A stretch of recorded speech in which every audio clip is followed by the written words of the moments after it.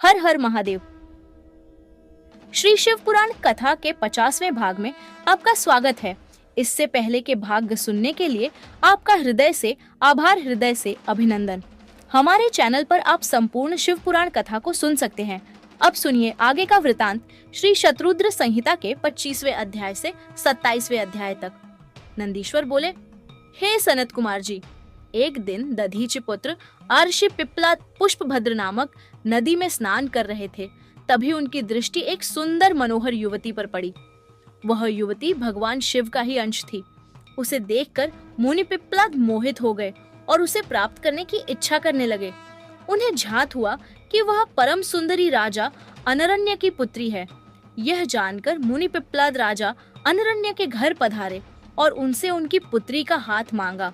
अर्षि की बातें सुनकर राजा सोच में डूब गए कि मैं अपनी प्रिय पुत्री, जो कि सदैव राजसी ठाट बाट से रही है, को कैसे एक योगी के साथ ब्याह दूं, जिसके न कोई रहने का ठिकाना है न खाने पीने का। इस प्रकार राजा अनरण्य को सोच में डूबा देखकर अर्षि पिप्पलाद को क्रोध आ गया और वे राजा से बोले, हे राजन, तुम मुझे अपनी कन्या खुशी से सौंप दो, अन्यथा मैं तुम्हें तुम्हारे राज्य सहित भस्म कर दूंगा। मुनि की बातें सुनकर राजा अनरण्य भयभीत हो गए। उन्होंने अपने राज्य और प्रजा की रक्षा हेतु अपनी पुत्री पद्मा का विवाह सहर्ष मुनि पिप्पलाद से कर दिया। प्रसन्न होकर मुनि पिप्पलाद अपनी पत्नी को साथ लेकर आश्रम पहुंचे और आनंद पूर्वक वहां रहने लगे। अर्षि पत्नी पद्मा ने अपने पति की बहुत सेवा की। वह हमेशा मन, वचन और कर्म से अपने पति की सेवा शुश्रूषा में लगी रहती थी। उससे अर्षि को 10 महात्मा और तपस्वी पुत्रों की प्राप्ति हुई। पिप्पलाद ने अनेक लीलाएं की। उन्होंने संसार में किसी से भी निवारण न होने वाली शनिश्चर की पीड़ा को हरने का प्रयत्न किया। अर्षि ने अपने अनुयायी शिष्यों को यह वरदान दिया कि जन्म से लेकर 16 वर्ष तक की आयु वाले शिवभक्त मनुष्यों को शनि की पीड़ा नहीं हो सकती। यदि शनि मेरे इस वचन को झुठलाने के लिए ऐसा करेगा तो भस्म हो जाएगा। इसलिए शनि का प्रकोप कभी भी 16 वर्ष की आयु से कम के मनुष्यों पर नहीं पड़ता है। तात, मनुष्य रूप धारण करने वाले अर्षि पिप्पलाद का यह चरित्र मैंने तुम्हें सुनाया है। यह उत्तम चरित्र निर्दोष, स्वर्गप्रद, कुग्रह जनित दोषों का नाश करने वाला, मनोरथ पूर्ण करने वाला तथा शिव भक्ति में वृद्धि करने वाला है। नंदीश्वर बोले, हे मुनीश्वर, पूर्व समय में नंदी नामक गांव में महानंदा नाम की एक वेश्या रहती थी। समस्त ऐश्वर्यों से संपन्न होने पर भी वह भगवान शिव की परम भक्त थी। वह नित्य भगवान शिव पार्वती का पूजन करती। महानंदा शिव भक्ति रस में इतना डूब जाती कि घंटों घंटों तक भक्ति भाव में उनके भजनों को गाती रहती। इस भक्ति भाव में जब वह भजन गाती तो उसका मुर्गा और बंदर भी नाच नाच कर साथ देते। एक दिन भगवान शिव ने महानंदा की परीक्षा लेने के लिए एक वैश्य का रूप धारण किया और उसके दरवाजे पर पहुंच गए। उनके हाथों में एक सुंदर रत्न जड़ित कंकण था। उस वैश्य का कंकण महानंदा को भा गया। वह उसे पाना चाहती थी। वैश्य रूपी भगवान शिव ने उसके मन की बात जान ली और बोले, हे देवी, यदि आपको यह कंकण पसंद है तो इसका मूल्य चुकाकर इसे आप रख लें। उस वैश्य की बात सुनकर महानंदा ने विनम्रता से मुस्कुराते हुए कहा, मैं तो एक वेश्या हूँ। व्यभिचार ही मेरे कुल का धर्म है। इसके अतिरिक्त मेरे पास कुछ भी नहीं है। यदि आप मुझे यह कंकण देंगे तो मैं 3 दिन तक आपकी पत्नी बनकर आपके साथ निवास करूंगी। देवी महानंदा के प्रस्ताव को सुनकर वह वैश्य तैयार हो गया और कहने लगा कि सूर्य और चंद्रमा इस बात के प्रमाण हैं। अब तुम मेरे हृदय पर हाथ रखकर 3 बार यह कहो कि तुम 3 दिन तक मेरे साथ मेरी पत्नी बनकर रहोगी। महानंदा ने वैश्य के कहे अनुसार वचनों को दोहरा दिया। तत्पश्चात वैश्य ने वह सुंदर रत्न जड़ित कंकण महानंदा के हाथ में दिया और बोला, हे कांते, भगवान शिव का यह रत्न जड़ित शिवलिंग मुझे अपने प्राणों से भी प्यारा है, इसलिए तुम इसकी सदैव रक्षा करना। महानंदा ने वैश्य द्वारा दिया गया वह शिवलिंग अपने माथे पर लगाया और हर हाल में उसकी रक्षा करने का आश्वासन वैश्य को दिया तथा ले जाकर अपने नाटक मंडप में रख दिया। रात में जब सब सो गए तब उस नाटक मंडप में आग लग गई। वह धू धू कर जलने लगा। महानंदा ने अपने बंदर और मुर्गे को तो बचा लिया, परंतु भगवान शिव के रत्न जड़ित सुंदर लिंग को, जो वैश्य ने उसे संभाल कर रखने के लिए दिया था, न बचा सकी। वह आग में जलकर नष्ट हो गया था। यह देखकर वह वैश्य और महानंदा बहुत दुखी हुए। उस वैश्य ने कहा, हे नंदे, यह शिवलिंग मुझे अपने प्राणों से भी अधिक प्रिय था। जब शिवलिंग जल गया तो मैं अब क्या करूंगा? महानंदा के बहुत समझाने पर भी वैश्य नहीं माना और उसने अपने शरीर को अग्नि की भेंट कर दिया। यह देखकर महानंदा को बहुत दुख हुआ कि मेरी असावधानी के कारण उस वैश्य के प्राण चले गए। मेरे ही कारण एक परम शिव भक्त मर गया। यही सोच सोचकर नंदा पागल हुई जा रही थी। उसे याद आया कि उसने वैश्य से 3 दिन तक उसके साथ रहने का वचन दिया था। तब महानंदा ने अपना सारा धन, रत्न, आभूषण आदि सभी बहुमूल्य वस्तुएं आदि प्रसन्नता से ब्राह्मणों को दान कर दिए और स्वयं उस वैश्य की चिताग्नि में कूदने लगी। परंतु इससे पहले कि महानंदा उस अग्नि में प्रवेश करती, वहां भगवान शिव प्रकट हो गए। भगवान शिव को साक्षात अपने सामने पाकर नंदा स्तब्ध रह गई और एक तक उन्हें देखने लगी। उसकी आंखों से आंसू बहने लगे। कुछ क्षण पश्चात जैसे ही उसे ध्यान आया, उसने भगवान शिव के चरण पकड़ लिए और उनकी स्तुति करने लगी। तब प्रसन्न होकर महादेव जी बोले, नंदा, मैं तुम्हारी सत्यता, धर्म, धैर्य और निश्चल भक्ति भावना से बहुत प्रसन्न हूँ। मैंने ही वैश्य रूप धारण करके तुम्हारी परीक्षा ली थी, जिसमें तुम सफल हुई। मांगो, क्या मांगना चाहती हो? तब महानंदा बोली, भगवान, मैं और मेरे सभी साथी आपके दर्शनों से ही धन्य हो गए। इससे अधिक हमें कुछ नहीं चाहिए। हाँ, यदि फिर भी आप देना चाहते हैं तो अपने चरणों में थोड़ा सा स्थान दे दीजिए। यह सुनकर शिवजी ने प्रसन्नता पूर्वक महानंदा को शिवलोक भेज दिया। नंदीश्वर बोले, हे तात भद्रायु राजा, जिस पर भगवान शिव ने ऋषभ रूप में कृपा थी कि परीक्षा लेने के लिए ही भगवान शिव ने द्विजेश्वर अवतार धारण किया था। ऋषभ के प्रभाव से अपने शत्रुओं पर विजय पाकर भद्रायु सिंहासन पर आरूढ़ हुए।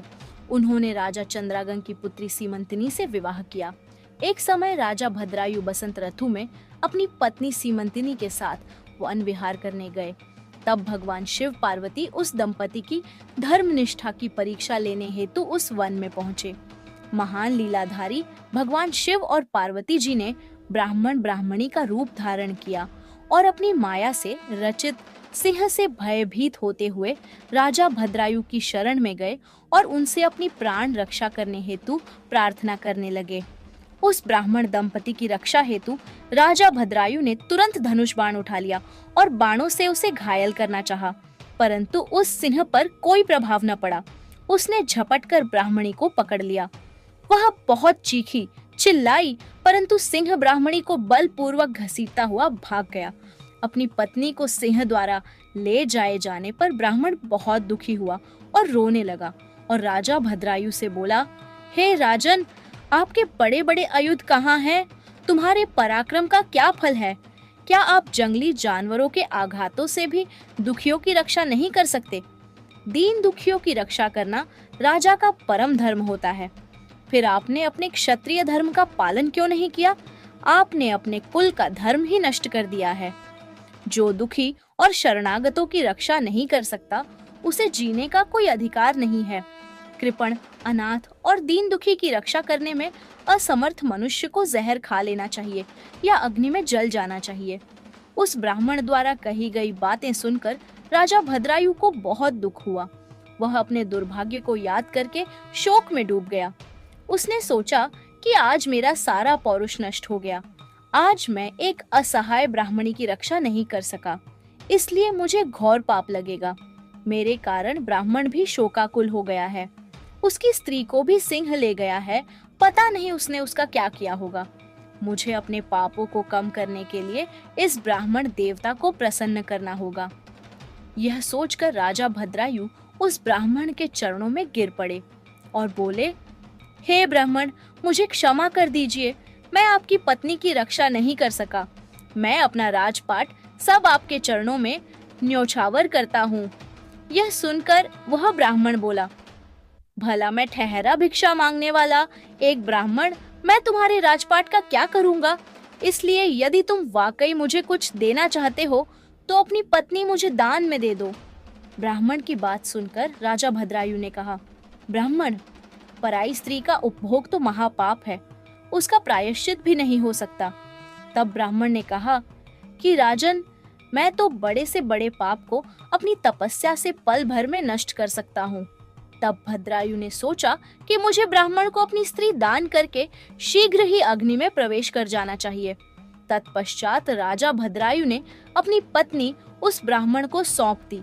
उसके बाद उन्होंने अग्नि प्रज्वलित की और स्नान कर देवताओं को प्रणाम करने के पश्चात उस अग्नि की 3 बार परिक्रमा की। फिर त्रिलोकीनाथ भगवान शिव का ध्यान करने लगे और उन्हीं का स्मरण करते हुए जैसे ही वे अग्नि में प्रवेश करने लगे, वैसे ही द्विजेश्वर रूपधारी भगवान शिव वहां प्रकट हो गए। भगवान शिव के 5 मुख, 3 नेत्र, पिनाक और चंद्रकलाधारी सुंदर स्वरूप, जो कि करोड़ों सूर्यों के समान प्रकाशित था, देखकर राजा भद्रायु आनंदमग्न हो उठे। उन्होंने दोनों हाथ जोड़कर शिव जी को प्रणाम किया और उनकी स्तुति करने लगे। राजा भद्रायु की स्तुति सुनकर भगवान शिव पार्वती बोले, हे भद्रायु, तुम्हारी शिव भक्ति से मैं बहुत प्रसन्न हूँ। तुमने सदा मेरा भक्ति भाव से पूजन किया है, अतः तुम अपनी पत्नी सहित मुझसे वर मांगो। आज मैं तुम्हारी मनोवांछित अभीष्ट वस्तु प्रदान करूंगा। मैंने ही तुम्हारी परीक्षा लेने हेतु ब्राह्मण का रूप धारण किया था। ब्राह्मणी के रूप में स्वयं देवी पार्वती थी और वह सिंह मायावी था। तुम अपनी परीक्षा में सफल हुए हो राजन। कहो, क्या चाहते हो? भगवान शिव के ये उत्तम वचन सुनकर राजा भद्रायु बोले, हे देवाधिदेव भगवान शिव, आप सबके परमेश्वर हैं। आपके स्वरूप के साक्षात दर्शन पाकर मैं धन्य हो गया हूँ। मैं सकुटुंब आपके श्री चरणों की भक्ति करना चाहता हूँ। मैं, मेरी रानी, मेरे माता पिता आपके सेवक बनकर आपके श्री चरणों में रहें। रानी कीर्ति मालिनी ने भी अपने माता पिता के लिए भगवान शिव का लोक मांगा। दोनों को वरदान देकर महादेव जी पार्वती जी सहित अंतर्धान हो गए। राजा रानी अपने नगर लौट आए। फिर 10,000 वर्षों तक राज्य करने के पश्चात वे दोनों भगवान शिव के धाम को गए। इस परम पवित्र पापनाशक कथा को जो कोई सुनता अथवा पढ़ता है, उसे इस लोक में सब भोग ऐश्वर्य प्राप्त होते हैं तथा अंत में भगवान शिव के लोक को जाता है। आज की वीडियो में इतना ही। इसके आगे का वृतांत अगले भाग में। यदि कथा कहते हुए मुझसे कोई त्रुटि हुई हो तो उसके लिए क्षमा चाहती हूँ। मित्रों, वीडियो पसंद आई हो तो वीडियो को लाइक कर कमेंट में ओम नमः शिवाय लिखना ना भूलें। हर